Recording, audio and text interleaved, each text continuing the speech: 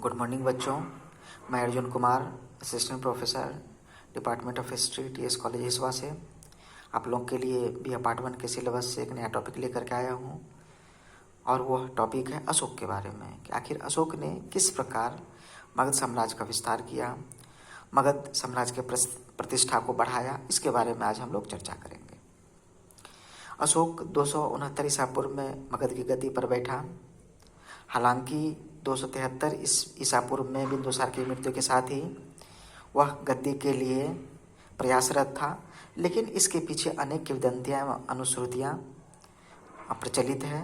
ऐसा कहा जाता है कि इन 4 सालों में उसने अपने साम्राज्य में फैले गृह युद्ध को शांत करने में बिताया। ऐसा भी कहा जाता है कि उसने अपने 99 भाइयों को मारकर राजगद्दी प्राप्त की और अंततः 269 ईसा पूर्व में उसे राजगद्दी मिली। राजगद्दी मिलने से पहले अशोक उज्जैन का राज्यपाल था और राजगद्दी प्राप्ति के पश्चात उसने साम्राज्य में कल्याणकारी राज्य स्थापित करने के लिए अनेक कार्य किए। आइए सिलसिलेवार उसके बारे में चर्चा करते हैं। शिलालेखों में उसका नाम अशोक मिलता है, जैसे मास्की, गुर्जरा, नेटूर, उदयगोलम में। पुराणों में उसका नाम अशोकवर्धन मिलता है। शिलालेखों में देवानाम प्रियदर्शी मिलता है। दीपवंश में उसे करमोली कहा गया है। भाब्रू के लघु शिलालेख में अशोक अपने आप को बुद्ध शाख कहता है। अशोक का साम्राज्य उत्तर पश्चिमी सीमा प्रांत अफगानिस्तान से लेकर के दक्षिण में कर्नाटक तक और पश्चिम में काठियावाड़, गुजरात से लेकर के पूर्व में बंगाल की खाड़ी तक फैला हुआ था। उसने कश्मीर में श्रीनगर नामक नगर भी बसाया, बितस्ता नदी के किनारे, और नेपाल में देवपत्तन नामक भी नगर बसाया था। यह अशोक की उपलब्धियों में एक थी।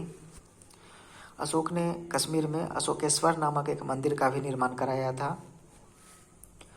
अभिलेखों का अध्ययन करने से ये पता चलता है कि उसका साम्राज्य जहाँ तक भी फैला हुआ था, अनेक स्थानों से अनेक अभिलेख प्राप्त हुए हैं, शिलालेख प्राप्त हुए हैं, स्तंभलेख प्राप्त हुए हैं, गुहालेख प्राप्त हुए हैं।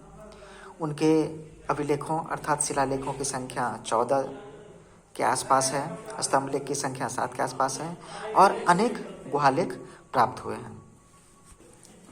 अशोक ने अपने राज्याभिषेक के 8वें वर्ष अर्थात 261 ईसा पूर्व में कलिंग पर आक्रमण किया। कलिंग पर आक्रमण के पीछे अनेक कारण थे।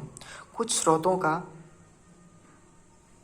कहना है कि उसने व्यापार वाणिज्य के दृष्टिकोण से कलिंग पर आक्रमण किया था, जबकि कौटिल्य के अर्थशास्त्र से ये पता चलता है कि उसने हाथियों की प्राप्ति के लिए कलिंग पर आक्रमण किया था। कलिंग पर आक्रमण के समय संभवतः वहाँ पर नंदराज नामक कोई शासन का कार्य कर रहा था। कलिंग को जीतने के पश्चात उसने वहाँ पर 2 केंद्र स्थापित किए प्रशासनिक, एक जौगढ़ और दूसरा तोसली। कलिंग पर आक्रमण के पश्चात वहाँ पर लगभग 1 लाख लोग मारे गए थे और 1.5 लाख लोग बंदी बनाए गए थे। युद्ध, विभीषिका और मारकाट नरसंहार को देखकर अशोक का मन बहुत ही विचलित हुआ और उसने युद्ध न करने का प्रण किया और उसके बाद उसने साम्राज्य विस्तार के लिए युद्ध नीति को त्याग दिया। अशोक का साम्राज्य उत्तर पश्चिमी सीमा प्रांत अफगानिस्तान से लेकर दक्षिण में कर्नाटक तक फैला हुआ था। पश्चिम में काठियावाड़, गुजरात से लेकर पूर्व में बंगाल की खाड़ी तक फैला हुआ था। शुरू में अशोक ब्राह्मण धर्म का उपासक था, लेकिन निग्रोध के संपर्क में आकर उसने बौद्ध धर्म में दीक्षा प्राप्त की और मुगली पुत्तिस के संपर्क में आने के बाद पूरी तरह से उसने बौद्ध धर्म को अपना लिया। उसने बौद्ध आजीविकों के रहने के लिए बराबर की पहाड़ी में 4 गुफाओं का निर्माण किया। लोमस ऋषि गुफा, कर्णचौपार गुफा, सुदामा गुफा और विश्व झोपड़ी गुफा। साथ ही उसने बौद्ध धर्म के प्रचार के लिए सीरिया, ग्रीस, श्रीलंका आदि देशों में अपने दूत भेजे।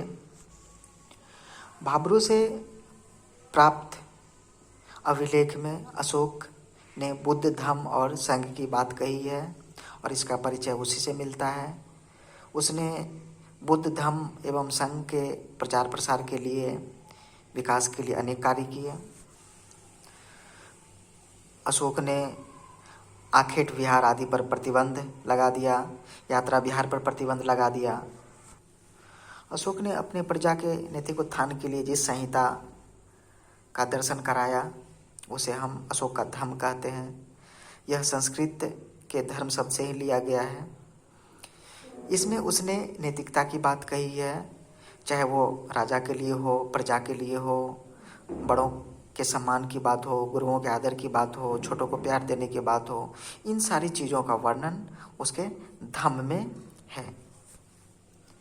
अशोक के द्वारा ये जो धम्म है जिसका प्रचार प्रसार उन्होंने किया, यह राहुलोवास से लिया गया है। और अशोक के दूसरे एवं 7वें शिलालेख में इसकी चर्चा है। और अशोक के द्वारा जो भी अभिलेख, शिलालेख, स्तंभलेख, गुहालेख आदि का निर्माण किया गया था वो उनके शासन, प्रशासनिक व्यवस्था, धर्म आदि से संबंधित था। अशोक के समय में भारत एक राजनीतिक एकता, राष्ट्रीय एकता का निर्माण हुआ। वह पहला शासक था जिसने संपूर्ण भारत को एक सूत्र में बांध दिया था। एक लिपि, एक भाषा आदि उनकी विशेषता थी। अशोक वह सर्वप्रथम शासक था जिसने भारत की पहचान विश्व में कराई और विश्व के इतिहास में भारत का नाम स्वर्णाक्षरों में लिखा गया। धन्यवाद।